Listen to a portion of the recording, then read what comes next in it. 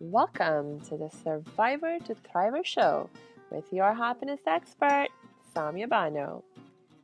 Do you feel stuck, silent, and stressed? Is something hurting your heart and soul? Are you burning yourself out?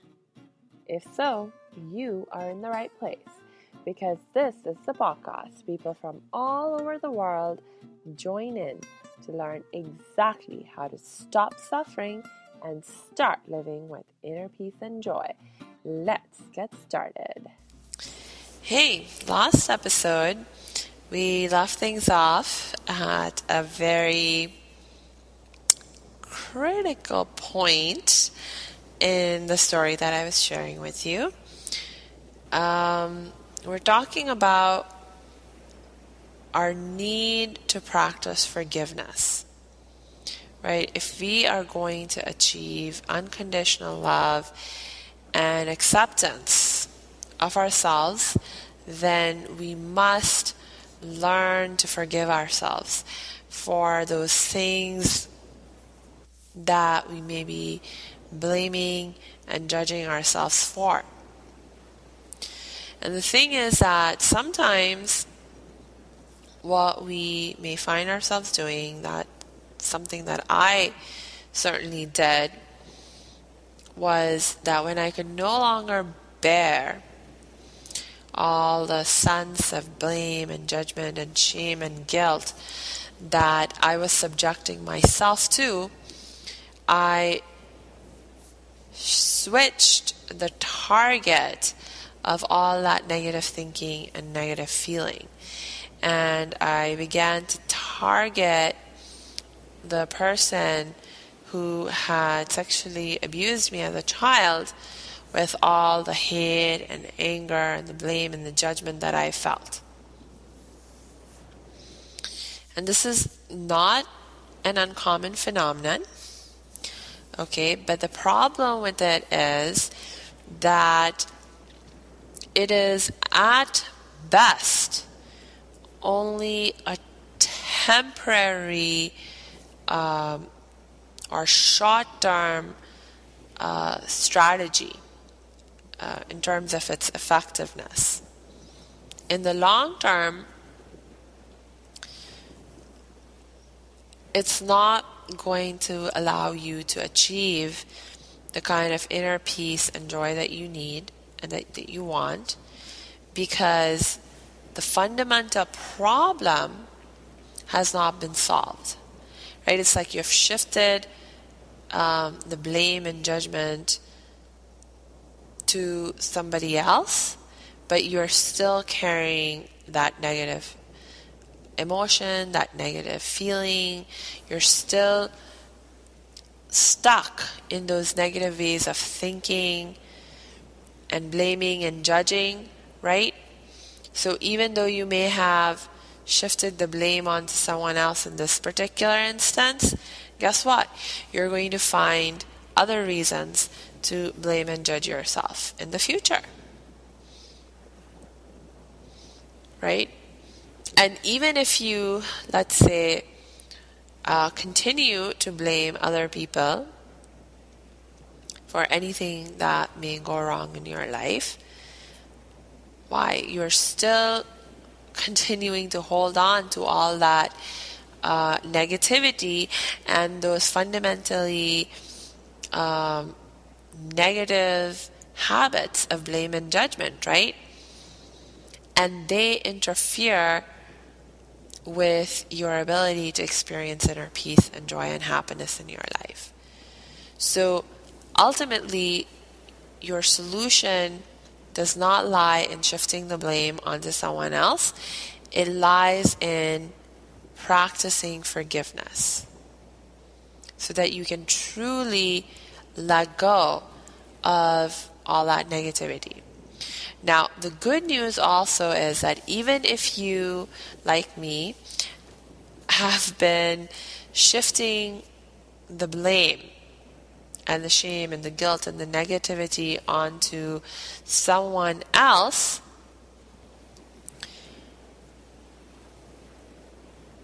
the process of forgiveness is fundamentally the same, right? So once you effectively learn the process and you understand what needs to be done and you master the steps of doing it, then it's like you can apply them to yourself as well, right? So the story that I started to share with you last episode was really kind of focusing around the struggle that I was going through in trying to forgive the person who sexually abused me as a child. But remember, the lessons that I will be highlighting for you as a result of my having gone through that experience, lessons that I learned as a result of it, and even the process itself as I describe it to you. Remember, that process will fundamentally be the same, and the lessons will fundamentally also be the same, even in the context of self-forgiveness, right? So this is all still very much relevant and on point. So last episode, I was telling you that I realized one of the steps that I needed to take as part of the forgiveness process was to begin to see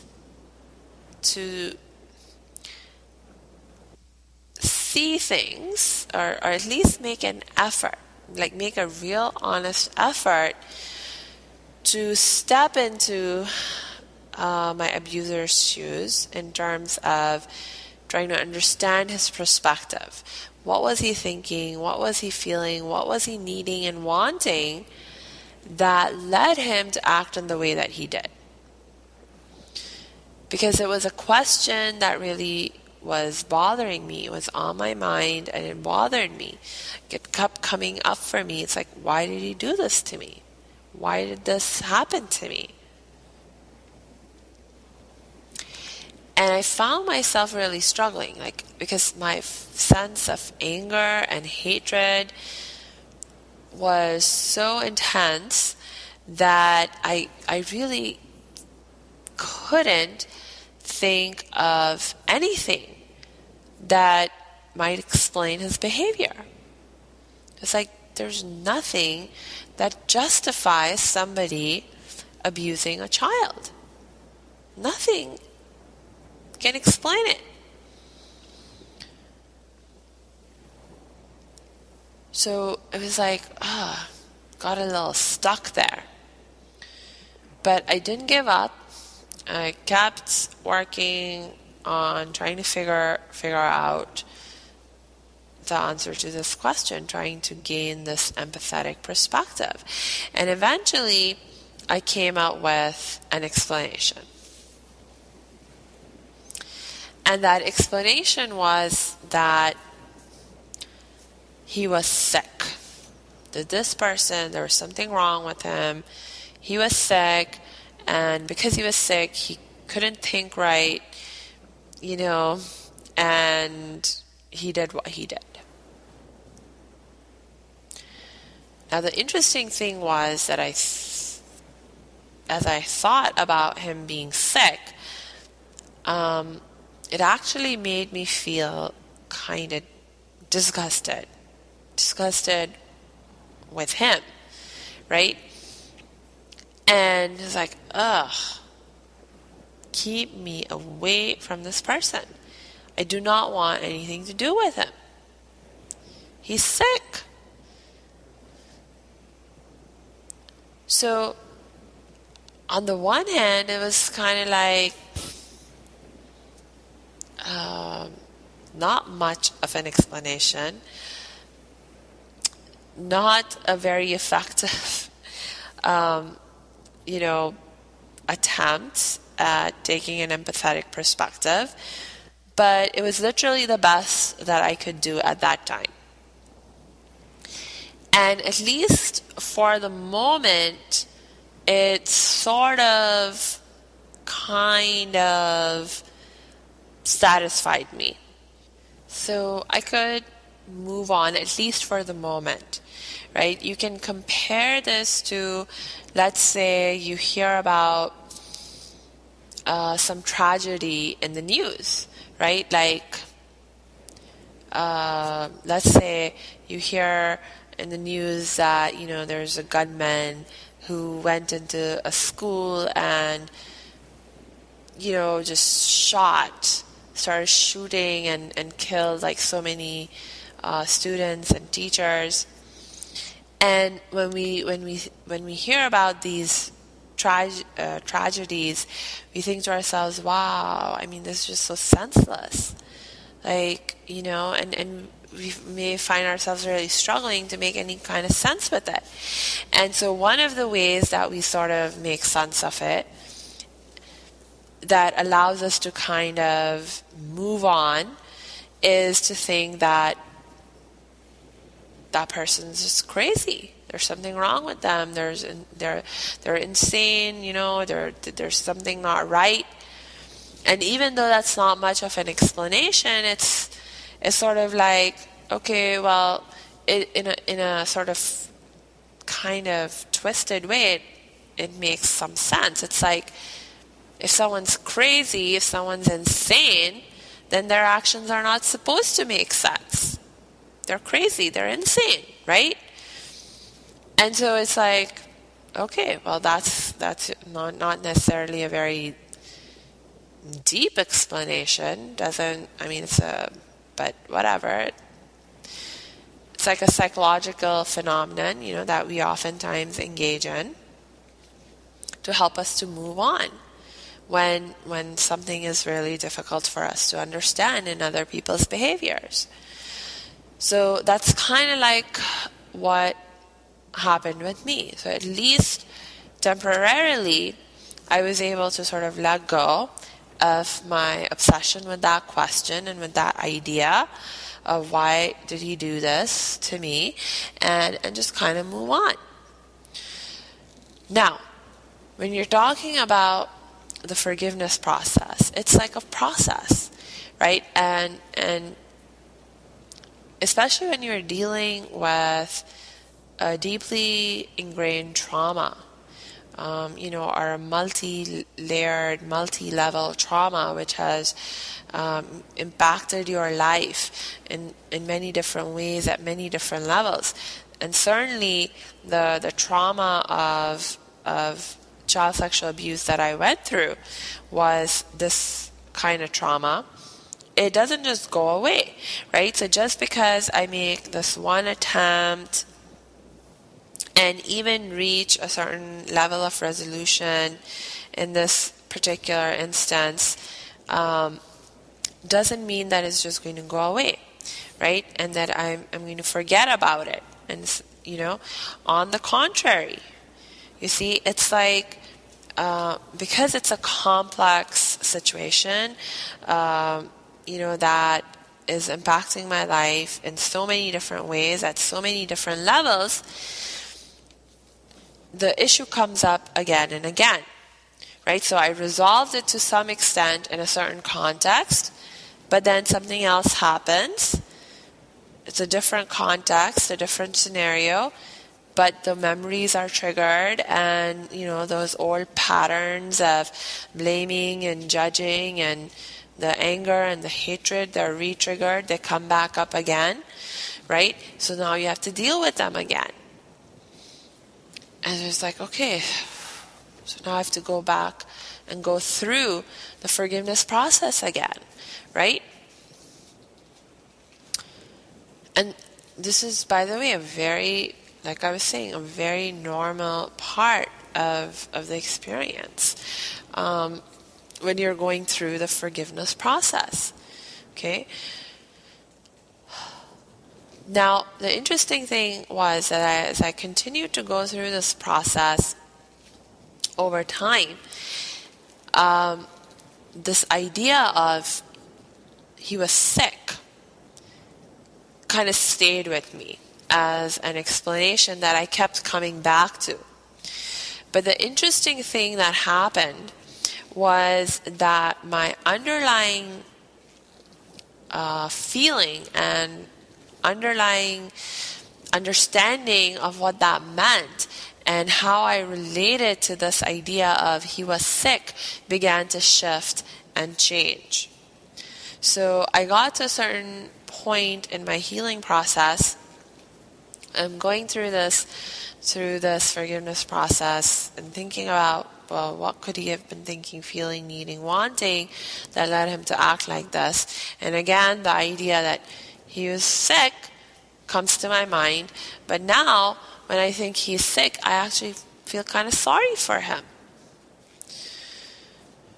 Sorry for him in the sense that now he appears to me like sort of like a pathetic figure, as opposed to just sick in a crazy evil way.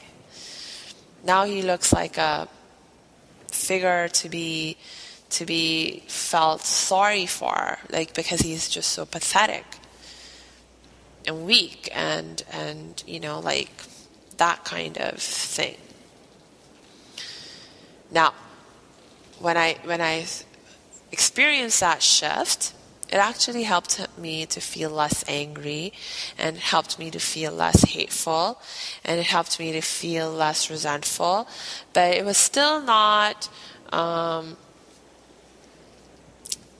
way of thinking or a perspective that made me think well of this person by any means. And I certainly still wasn't motivated to do anything to actually help him. I was just like, oh, it's kind of pathetic. But I still don't want anything to do with him. Like, keep him away from me, right?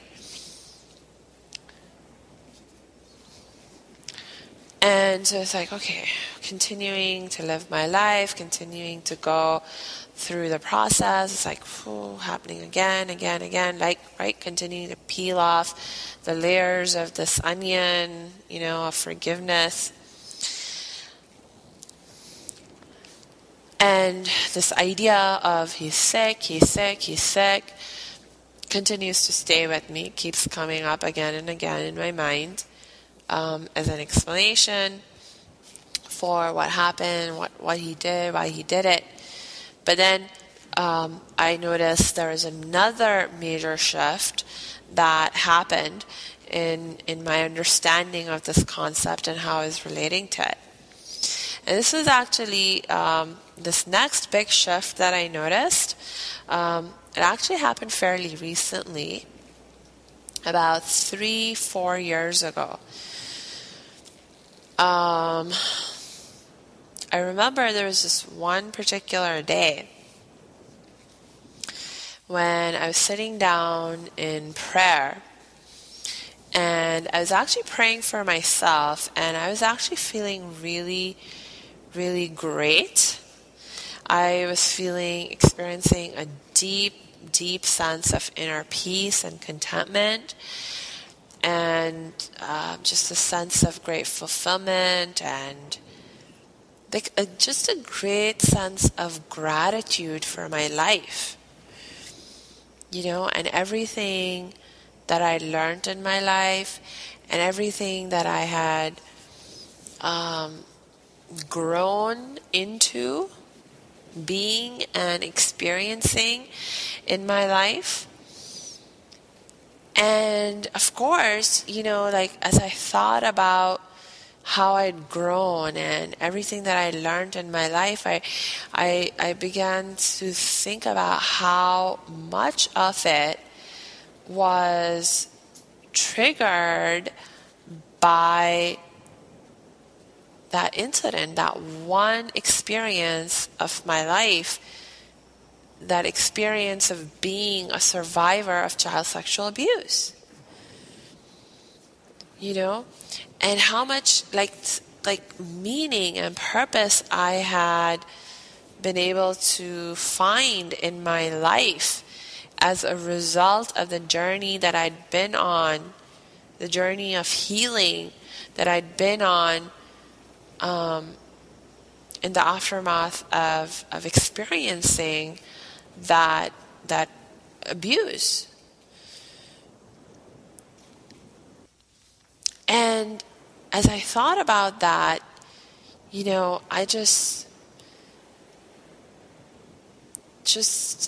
it was just this like really amazing thing that happened where my abuser came to my mind, and I felt actually a great sense of compassion towards him. For the very first time that I can remember, I actually felt a sense of compassion towards him. I still had the thought in my mind that he was sick, but this time when I thought that he was sick, I felt compassion towards him. And one of the fundamental characteristics of compassion is that, it's like this experience of oneness with another, right? So if the other is in pain, you feel their sense of pain. But not only do you feel that sense of oneness, in terms of feeling their pain, but you're actually motivated to do something about the pain. You're motivated to do something to help. That is, true compassion. And for the first time in my life, on this day, I felt a sense of true compassion for this person who had abused me. And I found myself, praying for him. And the form of prayer that I was using in that moment was a loving kindness meditation. It's one of my very, very favorite forms of meditation and prayer. And I won't get into the details of how you do it, because you can just Google loving kindness meditation and you will come up with so many different websites that give you detailed instructions on how to do it.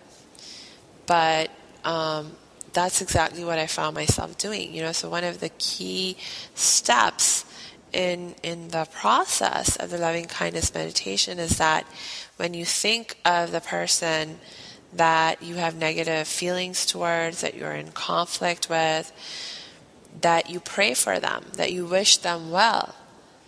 And I found myself praying that may this person, may he be happy, may he be healthy, may his heart be full of love, may his heart be full of peace. And it was just coming from this place of compassion, of wanting to do something to help this person. Because I'm he's sick, and I want to do something to help. And in that moment, it's well, one thing that I can do to help is to pray for him to be healthy, to be happy, for his heart to be full of love, and for his heart to be full of peace. Right? And this was 21, maybe 22 years in the happening. Long process, right? So, look, for going through the forgiveness process, it's not necessarily easy. It can take time, and it's not something that you can necessarily just do once and then it's over. It's something that you may need to go through over and over and over again. And it's important that you go through it over and over again if you need to, because every time you go through it, you're able to go a little deeper. in the process, peel another layer of that onion so that you can let go and release more and more of the anger, more and more of the resentment and hatred or whatever that negative feeling was or is within you. All right, so this is like a huge lesson that I learned with regards to the forgiveness process. Now, I'm looking at the time, and I actually have a lot more to say on this, but I'm going to go ahead, wrap up right here for today. We'll pick up from here in the next episode, and in the meanwhile, I just want to give you a reminder that, hey, if you find yourself struggling with this, please do not continue to struggle with it on your own. Reach out for help and support. And I'm one person that you can reach out to for the help and support that you need. You know how to reach me. Just go to my website at www.academyofthriving.com. Click on the Contact Us page, and you will see different options for how you can connect with me. So until we connect next time, I wish you lots of peace and joy.